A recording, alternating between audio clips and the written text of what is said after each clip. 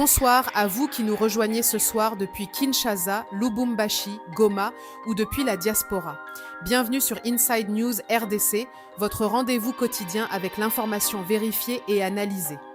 Nous sommes le mardi 13 janvier 2026 et ce soir, nous abordons une affaire qui pourrait redéfinir la crédibilité internationale de notre pays. Il y a 5 jours, à 13 000 km de Kinshasa, une plainte explosive a été déposée devant un tribunal américain. Son contenu, des accusations de corruption au plus haut niveau de l'État congolais sur un contrat de numérisation bancaire de 4 milliards de dollars.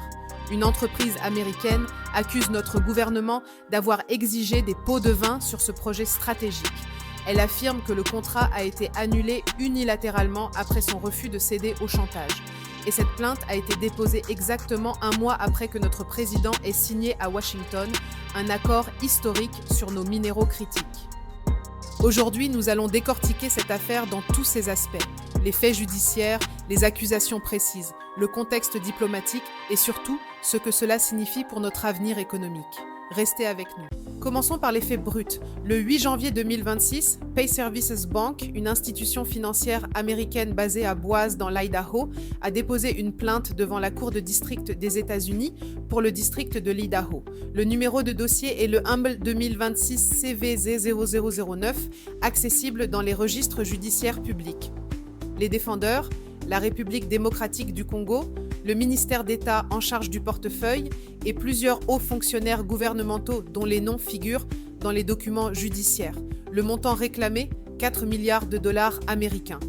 Selon MLX Financial Crime, média spécialisé qui a révélé cette information le 12 janvier, et Africa Intelligence qui a confirmé les détails, Pay Service accuse le gouvernement congolais de violation de contrat et surtout d'avoir exigé des pots de vin après la signature d'un accord stratégique.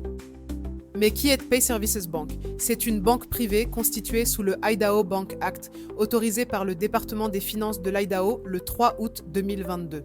Cette entreprise fintech s'est spécialisée dans les services bancaires numériques et le commerce international, particulièrement dans les marchés émergents nécessitant une modernisation de leurs infrastructures financières. Le contrat signé avec notre gouvernement visait à revitaliser et numériser la banque d'État de la RDC. Un projet ambitieux d'une valeur de 4 milliards de dollars qui aurait pu transformer notre infrastructure financière.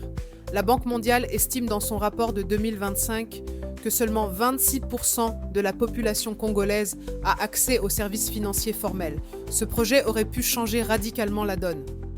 Voici où le scandale éclate. Selon la plainte de Pay Service, après la signature du contrat, des hauts fonctionnaires gouvernementaux congolais auraient formulé des demandes explicites de pots de vin.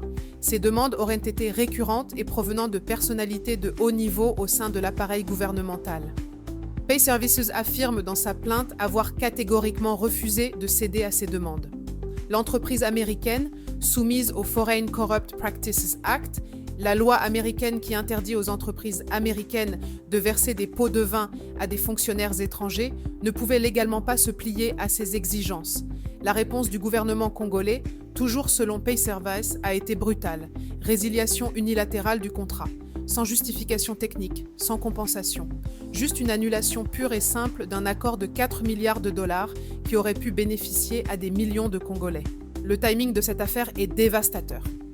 Exactement un mois avant le dépôt de cette plainte, le 4 décembre 2025, le président Félix Tshisekedi et son homologue rwandais Paul Kagame ont signé à Washington les accords de Washington pour la paix et la prospérité.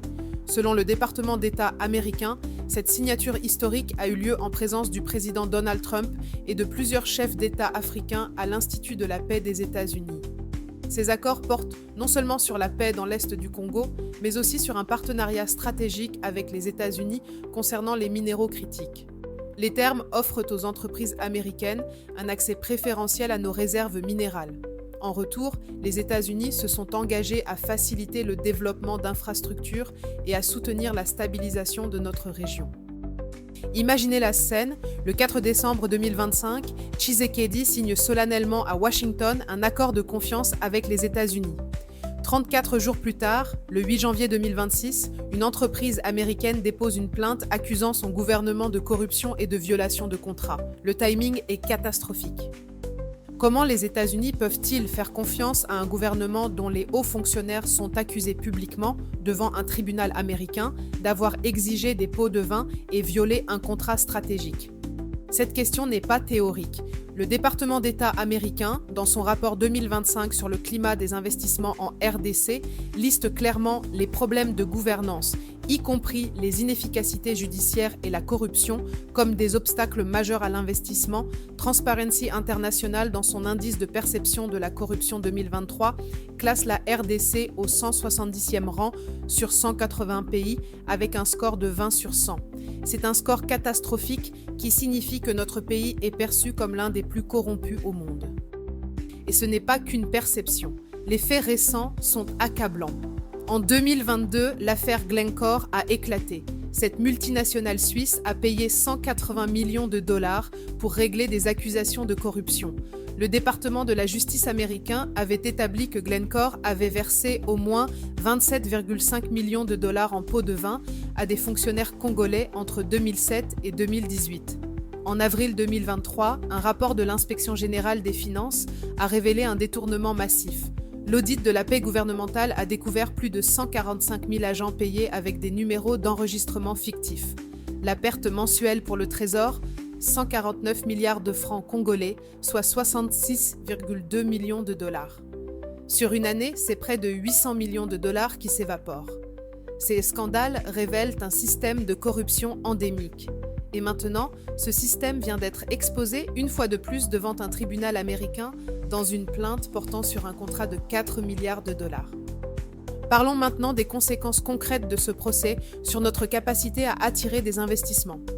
Tshisekedi a signé les accords de Washington avec un objectif clair, sécuriser des investissements massifs américains pour développer notre économie et valoriser nos minéraux critiques, cobalt, cuivre, coltan, que les États-Unis convoitent pour leur transition énergétique. Cette plainte Pay Services envoie un signal catastrophique aux investisseurs américains. Elle dit essentiellement: si vous signez un contrat avec le gouvernement congolais et que vous refusez de vous soumettre à des demandes illégales de fonctionnaires corrompus, votre contrat sera annulé et vous perdrez votre investissement. Quel investisseur sérieux accepterait de mettre des milliards dans un pays où l'État lui-même viole ses propres contrats pour punir ceux qui refusent de se soumettre à la corruption? Qui doit répondre de ce scandale? La plainte Pay Services nomme explicitement le ministère d'État en charge du portefeuille et plusieurs hauts fonctionnaires. Elle ne nomme pas le président Tshisekedi personnellement. Nous devons être clairs sur ce point, il n'y a aucune accusation directe contre le chef de l'État dans ce dossier. Mais posons-nous les vraies questions. Ces hauts fonctionnaires, qui sont-ils? Qui les a nommés? À qui rendent-ils compte? Dans quel environnement institutionnel opèrent-ils? Un ministre d'État, un directeur général d'une entreprise publique n'agissent pas dans le vide. Ils opèrent dans un système. Et la question que nous devons poser en tant que citoyens, c'est: quel type de système permet à des hauts fonctionnaires d'exiger des pots de vin sur un contrat stratégique de 4 milliards de dollars sans que personne au sommet de l'État ne s'en rende compte ou n'intervienne? Soit le président ne savait pas ce qui se passait dans son propre gouvernement, et dans ce cas, c'est un problème grave de gouvernance et de contrôle. Soit il savait, et dans ce cas, c'est un problème de complicité ou d'inaction coupable. Dans les deux cas, la responsabilité politique existe, parce qu'un chef d'État est responsable de ceux qu'il nomme et de l'environnement institutionnel qu'il crée ou tolère. Ce procès ne concerne pas seulement 4 milliards de dollars perdus. Il concerne notre crédibilité internationale. Il concerne notre capacité à attirer des investissements légitimes. Il concerne l'image que nous projetons au monde exactement un mois après avoir signé un accord historique à Washington. Quand des fonctionnaires exigent des pots de vin et sabotent un projet de numérisation bancaire de 4 milliards de dollars, ce n'est pas l'Amérique qu'ils volent, c'est le peuple congolais. Ce sont les millions de nos compatriotes exclus du système financier formel qui auraient pu bénéficier de ce projet. Ce sont nos petits commerçants qui continuent à payer des frais bancaires exorbitants. Ce sont nos mères qui ne peuvent pas envoyer d'argent à leurs enfants sans perdre 20% en commission. Le gouvernement congolais n'a pas encore réagi publiquement à cette plainte. Il pourrait invoquer l'immunité souveraine pour contester la compétence du tribunal américain. Mais même s'il gagne juridiquement sur cette base, il aura perdu politiquement et diplomatiquement. Parce que le mal est fait. Le monde entier sait maintenant qu'une entreprise américaine accuse notre gouvernement de corruption et de violation de contrats. Cette information est dans les registres judiciaires publics. Elle est dans la presse internationale. Elle est dans les rapports des agences que consultent les investisseurs avant de venir en Afrique. Et cette information pourrait influencer toutes les décisions d'investissement concernant la RDC dans les mois et années à venir. Voilà le coût réel de la corruption, non seulement l'argent volé aujourd'hui, mais aussi les investissements perdus demain, les emplois non créés après-demain et le développement hypothéqué pour toute une génération. Nous arrivons au terme de cette analyse. Un dossier lourd, un dossier qui fait mal, mais un dossier qu'il était de notre devoir de vous présenter sans phare ni complaisance. Prenons le temps d'asseoir ce que nous avions analysé pour vous. Premièrement, une plainte de 4 milliards de dollars déposée le 8 janvier 2026 par une banque américaine contre la RDC pour violation de contrat et tentative de corruption. Deuxièmement, des accusations explicites contre des hauts fonctionnaires gouvernementaux d'avoir exigé des pots de vin sur un projet stratégique. Troisièmement, un timing catastrophique qui ruine notre crédibilité exactement un mois après la signature des accords de Washington. Quatrièmement, une démonstration supplémentaire que la corruption endémique dans notre administration reste le principal obstacle au développement de notre nation. Aujourd'hui, je voudrais partager avec vous une pensée simple mais puissante. Un peuple qui tolère la corruption de ses dirigeants finit par en payer le prix pendant des générations. Cette vérité nous interpelle tous. Nous avons des ressources, nous avons un peuple travailleur, nous avons un potentiel immense. Ce qui nous manque, ce sont des dirigeants qui placent l'intérêt national au-dessus de leurs intérêts personnels. Combien de temps encore allons-nous tolérer que la corruption de quelques-uns hypothèque l'avenir de tous? C'est la question que nous devons tous nous poser ce soir. Notre prochaine édition d'Inside News RDC vous retrouvera demain soir pour continuer à décrypter l'actualité de notre nation. Je vous invite également à visionner nos analyses approfondies sur Inside News Review.